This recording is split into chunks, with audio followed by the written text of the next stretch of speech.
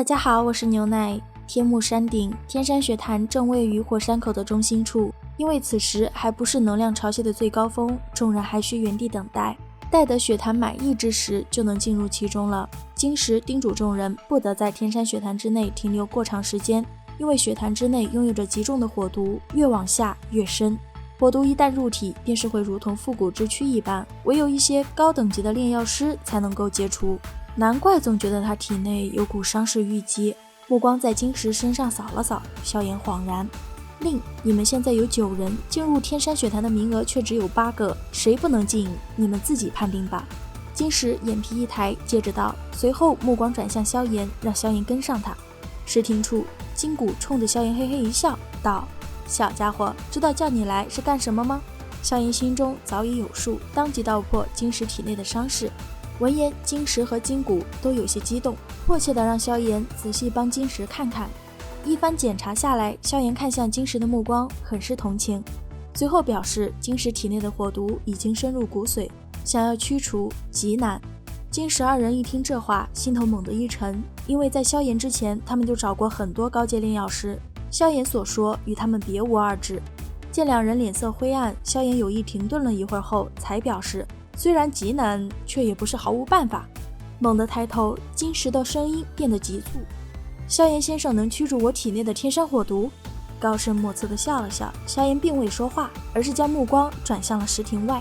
金石与金谷见状，还有什么不明白的？迟疑了一下后，金石承诺萧炎，只要萧炎能够将他体内火毒驱除，他将送萧炎一个绝对顺利进入斗宗的机会。猛地一挥目光，萧炎郑重点头道：好。金石所说的办法就是令萧炎进入他们噬金属族的密地天山雪潭之底，那里有着雪潭最为精纯的能量，当然也是火毒最为浓郁之地。金石体内的天山火毒就是在那里沾染的。萧炎表示，以金石的实力都抵抗不住火毒侵蚀，自己不过9星斗皇实力，去了还能有活路？金石解释，天山火毒虽然如同复古之躯，但若是有异火在，便不成问题。噬金属族的鼻子很灵敏，自己早年见识过异火，不过一个照面他就知道萧炎也是异火的持有者。金石的说辞虽然可信度很高，但萧炎还是留了个心眼子，表示得等自己从雪潭之底出来后才能帮忙驱毒。金石也担心萧炎只是在画饼，不过萧炎只一句话就打消了他的顾虑。这里可是天目山脉噬金属族的地盘，更不要说还要金石、金谷2位前辈坐镇。想了想，是这个道理，金石不再犹豫，将一枚暗金色的鼠头骨丢给萧炎。凭借这枚信物，萧炎才能够穿过空间捷径抵达血潭之地。等萧炎将鼠头骨收入纳戒之后，金石催促萧炎回去，因为马上就要到达能量潮汐的鼎盛期了。拱手道别，萧炎刚靠近血池旁，就听见了争吵声。9进8，谁都不想大好的机缘失之交臂。一白头男起头，将矛头对准了纳兰嫣然，理由是他的实力最差。纳兰嫣然表示，除非是萧炎开口让他退出，否则他不会主动退出。萧炎是如何带纳兰嫣然登顶的，大家有目共睹。白衣男脑补出事实后，讽刺纳兰嫣然下贱，为了资源不惜出卖肉体，任人玩弄。这句话正好被走出来的萧炎听得清清楚楚，一把按住暴怒的纳兰嫣然。萧炎冲他缓缓一笑，道：我来吧。你认为他退出比较好？望向那名白衣男，萧炎笑得冰冷。白衣男骑虎难下，硬着头皮点头，表示纳兰嫣然本就不是凭借着真正的实力到达这里的，名额只有8个，可这里却有9人。闻言，萧炎微微点头，似是认同。下一秒，他就将白衣男一拳轰飞了。现在只有8个人了，这雷霆的手段令场中不少人一惊。凤青儿讽刺萧炎行事比风雷阁还霸道，萧炎回怼自己可还差得很远呢。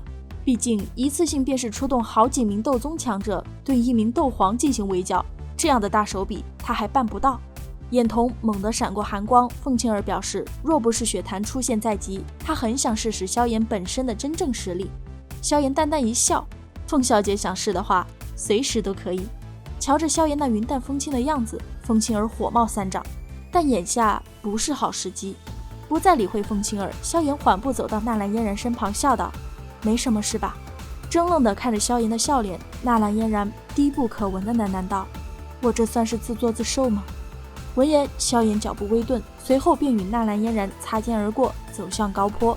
雷霆之声突然炸响，天空上出现了一个巨大的五彩能量漩涡。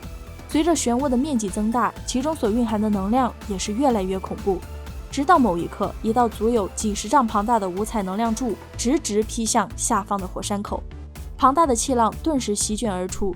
萧炎等人的脚掌插着地面，倒退了将近10多米，方才稳住身形。也是在此时，金石的声音从后方响起：“现在便是进入天山血潭的最佳时机，动身吧！”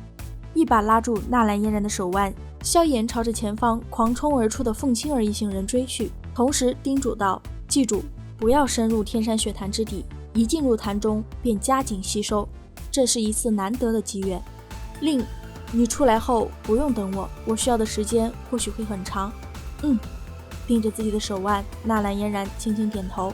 天山血潭面积约莫7、8丈左右，并不算太大，但容纳萧炎几人是绰绰有余。凤青儿一行人已经迫不及待地冲进了潭中，萧炎也催促纳兰嫣然快去。纳兰嫣然抿了抿唇后，低声多谢萧炎，并告诉了云云的所在位置。随后不等萧炎再问，就跃进了潭中。花宗，那所谓的2宗之一。萧炎有些怔愣，不过没有深想为何云云会跟这般势力有所交集，他也是一头钻进了血潭。碧绿色斗气缭绕在周身，萧炎直奔血潭之底，手持暗金头骨穿过屏障，萧炎的身体瞬间被四面八方传来的强悍压力压得下沉了10几米，召唤出琉璃莲心火，瞬间将身体尽数包裹。萧炎这才抬起头打量起了周围的环境。被空间捷径封锁的区域并不大，但里面的血红色能量的粘稠程度已经达到了一个相当恐怖的地步，其中还夹杂着密密麻麻的暗灰色光点。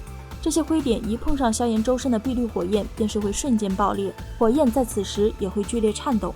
天山火毒的腐蚀力居然如此恐怖，还好自己有异火，庆幸的点了点头。萧炎手中迅速结印，进入修炼状态。只见一股凶猛的吸力自萧炎体内暴涌，其周身瞬间便形成了血红的漩涡。经过琉璃莲心火的过滤淬炼，血红液体的能量愈发的精纯。萧炎能感觉到自身的经脉、骨骼、肌肉，甚至是细胞等都在飞速的强化。随着时间的推移，暗红的血色逐渐爬满了萧炎的全身，甚至连发丝都没有放过。不过好在这只是吸收能量过多导致控制不当的缘故，待得萧炎彻底掌控体内能量，便是会变回原样。10天后，原本沉浸在修炼状态的萧炎突然睁开了双眼，因为他发现眉心处的那枚灵魂分身居然也在吸收着血色能量，果断将灵魂分身召出，同他一起吸收这红色液体。感应着分身飞速提升的实力，萧炎高兴极了，打定主意不突破斗宗，绝不离开血潭之底。2个半月的时间很快便过去了，金石快要稳不住心态，想要去探一探萧炎到底是生是死的时候，血潭终于有动静了。一阵地动山摇过后，一道几乎弥漫了整个血潭的庞大水柱猛地喷射而出，在达到最高点时轰然破碎。萧炎就是在漫天的雨幕中分裂出一道通道，踏着虚空缓步出现的，其体内磅礴的气势赫然便是斗宗才能拥有的。金石看着半空中的萧炎，狠狠地松了一口气，自己算是有救了。不过很快他便发现，不知为何萧炎紧闭双眸，立在半空动也不动。此时的萧炎已经控制着体内的灵魂之力，顺着眉心的火印来到了魂殿的某处分殿。一回生二回熟，这次萧炎很快便找到了药老的所在位置。与上次不同，萧炎这次很清晰地看到了黑色锁链正从药老的体内抽取一些东西，供给给锁链尽头的黑色石柱。看着眼前越发虚幻的老者，萧炎再也忍不住，凭空对着药老跪下。紧闭双眸的药老似是感应到了，费力地睁开了双眼，隔空磕头。萧炎哑着声音道：“老师，弟子不孝。”药老见状，瞬间红了眼眶，他极力安慰萧炎，说他已经做得很好了。药老大概能猜到萧炎此时已经达到了斗宗层次，他很自豪自己当初收了萧炎做弟子。老师，您放心，我会尽快来救您。萧炎低声道。可萧炎的话音刚落，一道苍老的声音却是突然从其身后响起：“或许你没有那种资格。”站起身，萧炎目光阴森地望着那后方波动的空间，一名紫衣的老者正诡异地浮现而出。感受到萧炎的灵魂波动，紫衣老者惊讶的道：“你是当年的那道灵魂之力？”萧炎没有答话，紫衣老者却是笑了，表示如今的萧炎虽比当年强上不少，却还是远远不够啊。语毕，紫衣老者挥了挥手掌，就将萧炎的灵魂之力彻底击溃。消散之际，萧炎语气森然的道：“下次再来时，我会将老师这些年所受的苦尽数奉还。”萧炎是吧？紫衣老者喃喃道。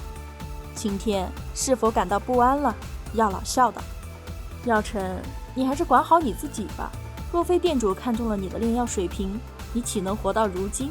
紫衣老者淡淡的道。老夫可不是你这等软骨头。垂下眼眸，药老不屑。闻言，晴天瞬间就黑了脸色，半晌后冷笑着表示：“你那弟子叫萧炎是吧？本尊等着他的到来。